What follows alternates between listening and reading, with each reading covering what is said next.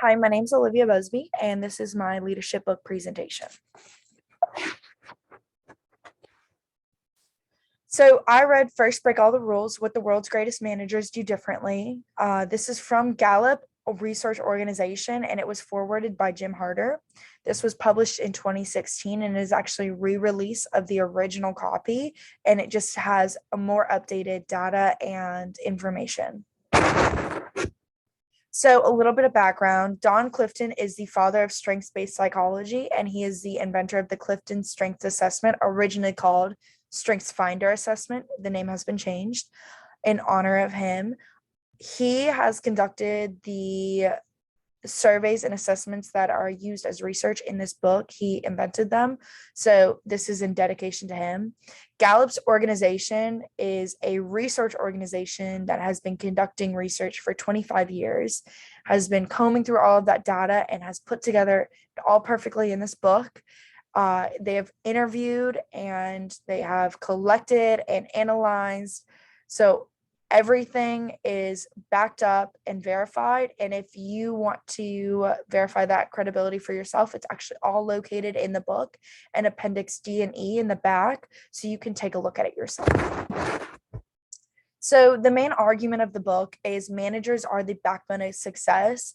It essentially talks about you need to make sure that your managers are doing what they need to be doing in a productive and efficient environment, because they are the reason why employees may not be productive and maybe why you have a high turnover rate and etc. So your managers have that direct relationship with their employees, and that influences how they feel about the company. So there's 4 keys in this: selecting for talent, defining the right outcomes, focusing on strengths, and finding the right fit.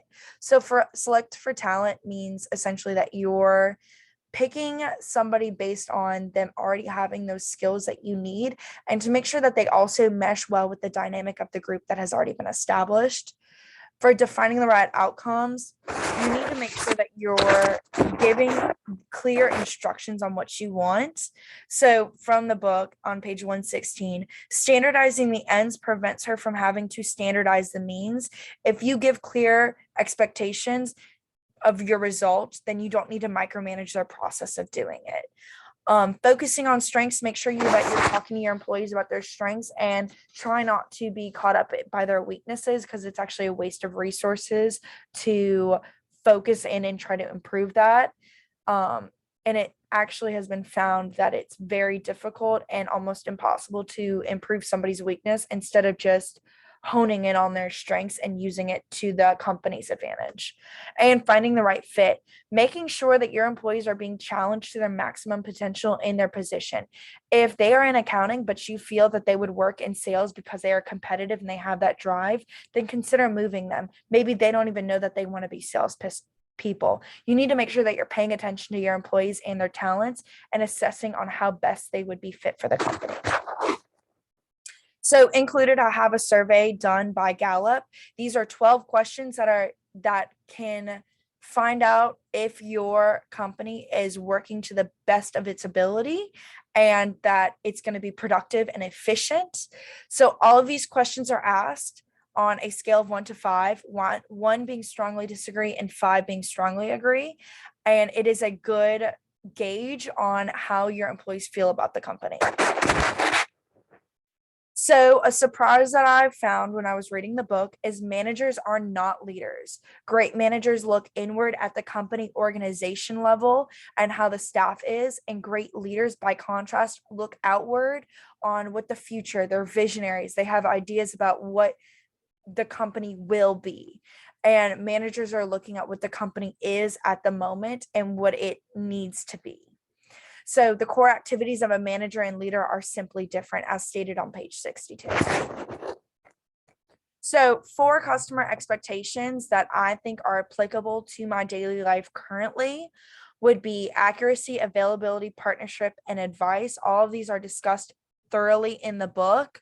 I gave a quote for partnership because I didn't feel like that was a clear understanding by just the name. So customers expect partnership. They want you to listen to them, to be responsive to them, and make them feel like they are on the same side as the fence as you.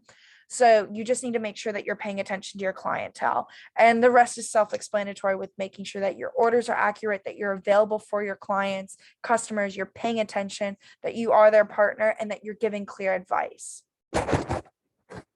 So in comparison to the textbook, I found that the textbook tends to emphasize that leaders and managers are synchronous, and in the book, leaders and managers are actually separate and they distinguish between the two. Another comparison I found was the emphasis on practicing skills, on developing them and making sure that they're to the best of your ability. Practice is not a one-time event. The time required needs to fit what skill you are practicing. So just make sure that you're developing it every single day and you're constantly practicing what you need to be improving.